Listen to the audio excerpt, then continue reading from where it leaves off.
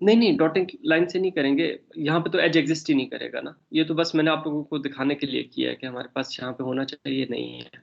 अगर नहीं है, ये मिसिंग है, तो हमारे पास जो है ये वायलेशन हो रही है स्ट्रॉन्ग ट्रायडिक्ट क्लोजर की। ठीक है, तो ये जस्ट डेमोन्स्ट्रेट करने के लिए था। एक्चुअली तो हमारे पास एज एग्जिस्ट ही ओके। नहीं करेगा। अच्छा, तो अगर हम लोग ये इन कॉन्सेप्ट्स को अगर हम लोग थोड़ा सा रिलेट करना शुरू करें, ब्रिजिंग ब्रिजिंग का और ट्रायडिक्ट क्लोजर का, तो हमारे पास यहाँ पे एक इंटरेस्टिंग फैक्ट आता है। वो ये है कि अगर हमारे पास कोई नोड है ए, ठीक है, ये हमारे पास लेट्स से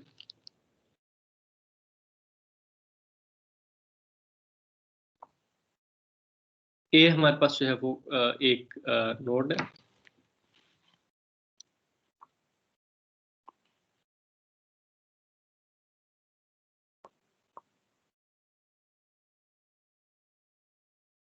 ओके, ए हमारे पास एक नोड है, ठीक है।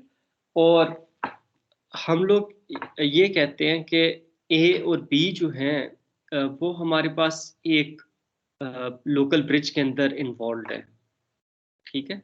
ए और बी जो है वो एक लोकल ब्रिज के अंदर इन्वॉल्व है।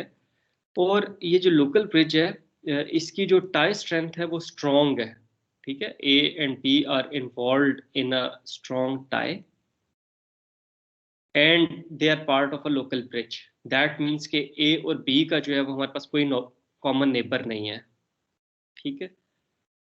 अब अगर ए या बी, इन दोनों में से किसी भी एक नोड का हमारे पास दो, एटलीस्ट दो स्ट्रॉन्ग टाइज होते हैं, एक तो लोकल ब्रिज वाला हो गया, लोकल ब्रिज के अलावा एक और अगर इसका कोई स्ट्रॉन्ग टाई हो जाता है, ठीक है, तो या तो फिर हमारे पास ये लोकल ब्रिज एग्जिस्ट नहीं करेगा, या फिर हमारे पास जो स्ट्रॉन्ग टाई ट्रायडिक्ट क्लोजर की प्रॉपर्टी है वो वायलेट होगी, या फिर अगर ये एज एग्जिस्ट कर रहा है तो it has to be a weak tie, ठीक है। ये स्ट्रॉन्ग टाई नहीं हो सकता।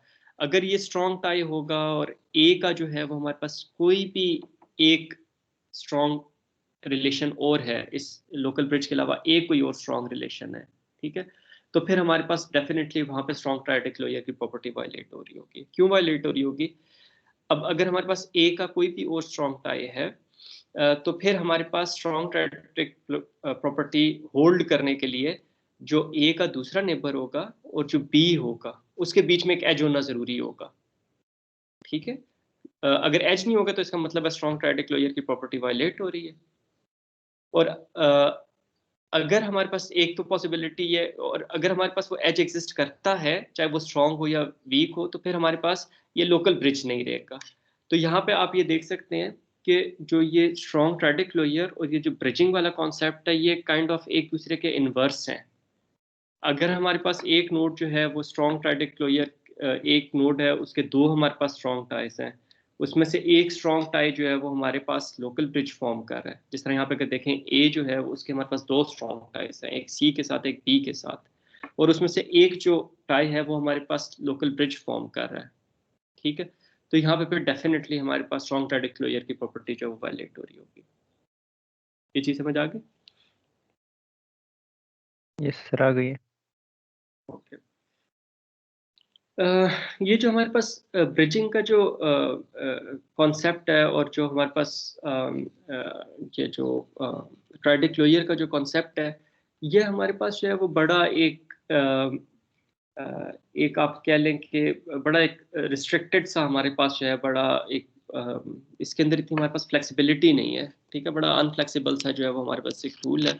और इसे अगर हम लोग रियल लाइफ के अंदर लेके जाएं, इसे हम लोग अगर स्टडी करें रियल लाइफ के अंदर, तो फिर हमारे पास क्या होगा कि हम, ठीक है, मैक्सिमम हम लोग क्या कर रहे होंगे कि जो हमारे पास नोड स्ट्रॉन्ग ट्रायडिक्ट क्लोजर को वायलेट कर रही हैं वो हम लोग जो है आइडेंटिफाई कर लेंगे, ठीक है। Maybe the maximum we would be able to do would be like counting the nodes that violate the strong triadic closure property.